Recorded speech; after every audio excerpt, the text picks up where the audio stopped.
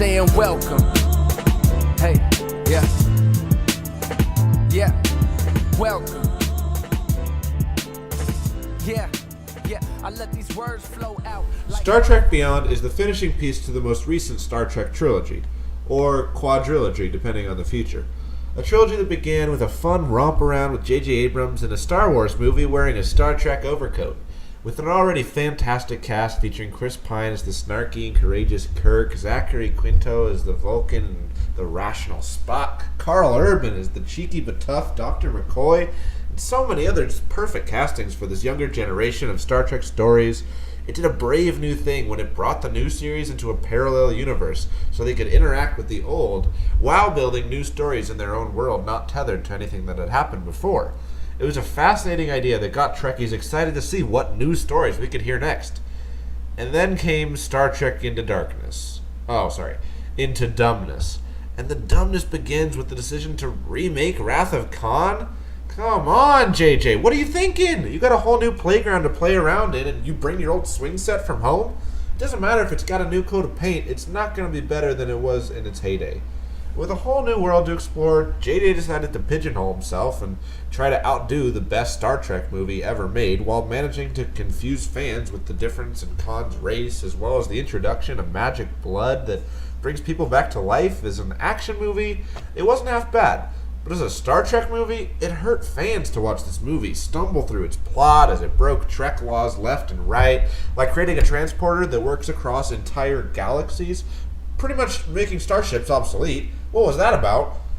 So after this misstep in this new universe and JJ Abrams finally shaking off that overcoat and declaring his true love to the world, it was left to Justin Lin, a fast and furious vet, to come in and take the helm of the series. Expectations for this movie were rather middling after the dumbness of the second and the return of Star Wars to the big screen. Was there still a place for Star Trek anywhere but the silver screen? Well, either way, it's coming.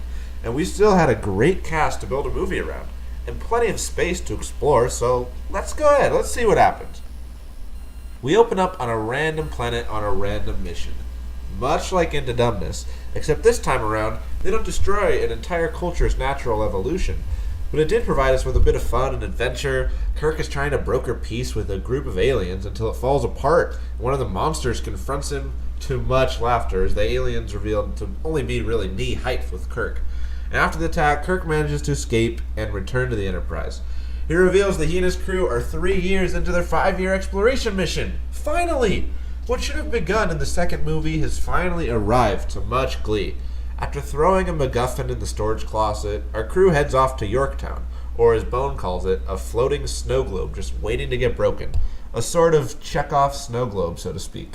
This snow globe, though, was so fantastically grand and beautiful as it spanned from every portion of the screen. We witnessed this innovation. It looked like Coruscant, but crossed with this circle from Elysium that all converged on each other. There were moments where skyscrapers would almost touch the top of another skyscraper that was inverted above the other. This is definitely a movie I would recommend for IMAX. There are entire sequences that offer so much on screen and so much beauty everywhere, whether it's a battle sequence, an alien, a plant, a mountain range, a sunset, even an insect. So much work went into every shot, and the visuals really delivered on every level.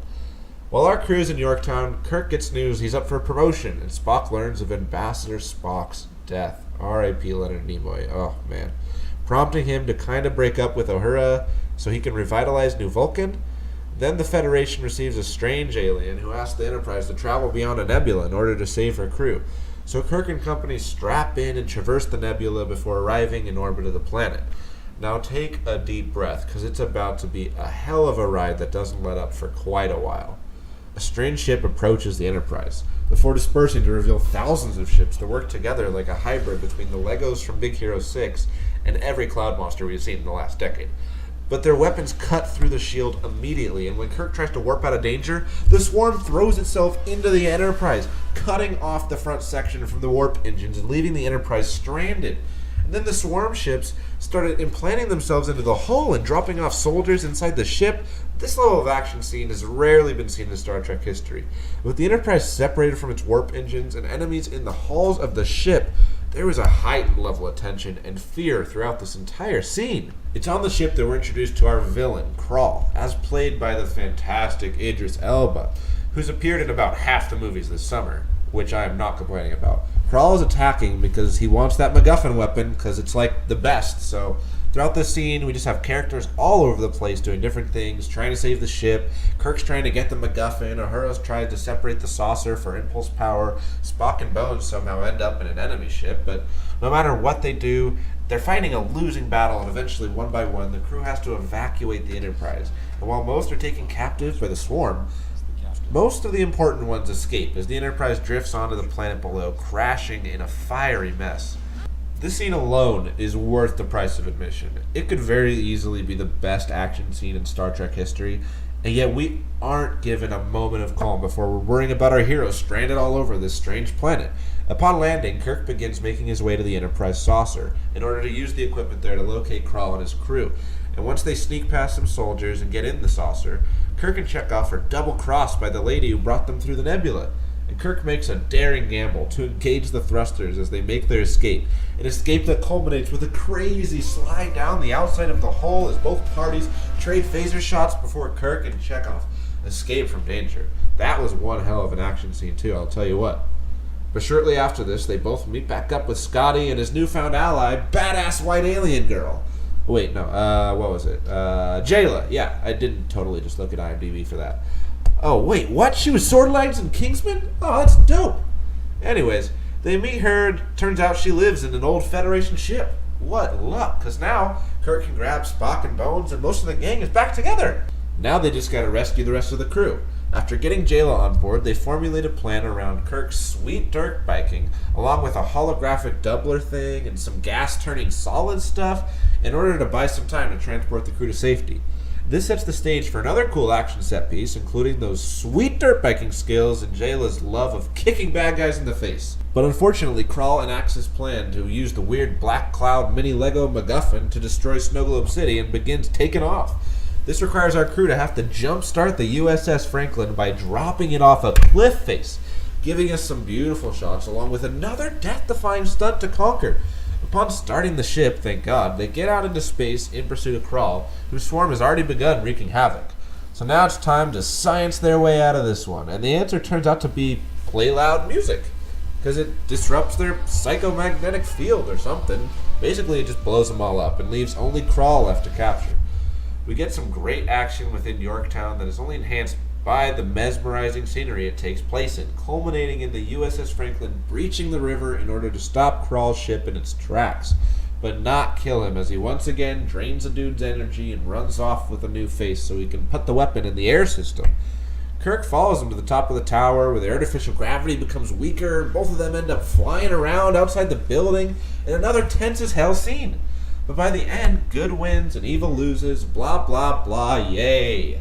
We got a funny, heartfelt scene of the crew reuniting as the Enterprise is rebuilt, and we get a perfectly touching nod to the original cast that ends up helping Spock decide to stay with the Enterprise.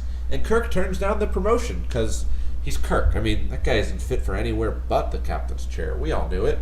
This movie had so many fantastic visual moments and shots, not to mention entire segments of tense action that was technically beyond anything possible for so long in Star Trek. Like the multiple chases and battles through the shifting Enterprise as it turned this way and that or was attacked and torn apart. Things that just couldn't have been possible in the series since its creation.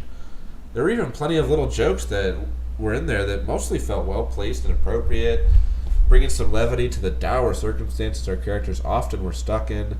The characters are basically all the exact same from the past movie. Kirk didn't really have an arc other than turning down a job we knew he would never take. Spock had decided off-screen to change everything about his life, but by the end he was right back to where we had left him after Into Dumbness again. Uhura was hardly used outside of plot reasons and didn't really have her own story other than some flirting with Spock. Jayla was introduced and ended up achieving her goal of getting off planet.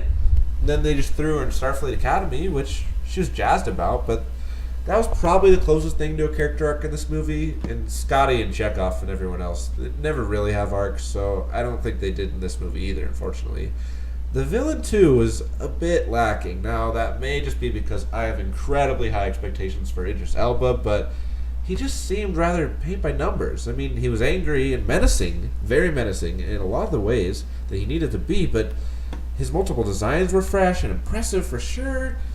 He was just an angry dude, though, that wanted to destroy a city with a MacGuffin. That's so disappointing. It's all well and good for most summer movies, but when it comes to Star Trek, there's so much more room to explore, with villains especially, that just went unexplored. This isn't entirely Justin Lin's fault, though. I mean, since JJ rebooted Star Trek into Star Wars, there really hasn't been that classic Trek element. Most of the best Trek episodes aren't action-packed. They're about negotiation methods, or trying to find an answer where there really isn't one, or making difficult choices that weigh heavily on the shoulders of our characters, and hashing out why we should do something or why we shouldn't, discussions, things like that. But they aren't always so black and white. Unfortunately, that kind of gets lost in these new movies and still hasn't been utilized that well. Justin Lin certainly brought his own flair to it, because the best way to describe this movie is Fast and Furious. The action is frantic and kinetic, and there aren't that many moments to breathe in the whole movie. And that's both a great thing and a problem, because although this is a really good action movie, much like the whole rebooted series, it's not so much a great Star Trek movie. I'll say this, though, I found this to certainly have the best action of the new trilogy, and maybe the best in general. I loved what we got to see in this movie, just random missions in space. Finally, that's what we needed. And the cast was still great. My only concerns were that it really was an action movie, uppercase, and that the characters, although fun and fitting for their roles, didn't really have that great of arcs or that much room to work with. Overall, I'd hover around an 8.3 out of 10 for this movie. I mean, I had a great time with most of this movie. I was never really bored, but the conclusion and the characters did seem rather plain when it came down to it, although the worlds they were in and the things they did certainly made up for the straightforward adaptations of the characters. I would totally recommend this movie, and I think the action and visuals alone will be enough to satisfy you on this one, not to mention all the other greatness beyond. Thank you so much for listening to this review of Star Trek Beyond. What did you guys think? Where does it rank in the series for you? Did you find the second one as dumb as I did? What do you want to see me do next? I got some more reviews up here and some other stuff. Got some cool stuff about Joe Budden and Drake. Still waiting for another diss from Drake, but you know Drake. He ain't never gonna drop another diss. He's scared. And I got some other stuff too. Coming up soon. I'll be doing more movie reviews, more music and TV and whatnot. Anyways, this is Movie Mammoth signing off. Thank you so much, ladies and gentlemen.